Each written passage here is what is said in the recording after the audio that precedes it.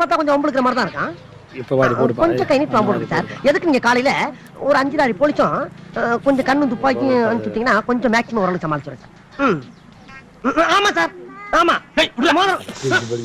மோதிரம் போட்டுக்கா சார். டெல்லி டெல்லி வாங்கிட்டேன் சார், வாங்கிட்டேன். தள்ளி தள்ளி. ஓகே சார், ஓகே, நல்லது சார். என்ன சார் செய்ய சொல்றீங்க? நம்ம கடமையை நம்ம செஞ்சுதானே சார் ஆக வேண்டியிருக்கு.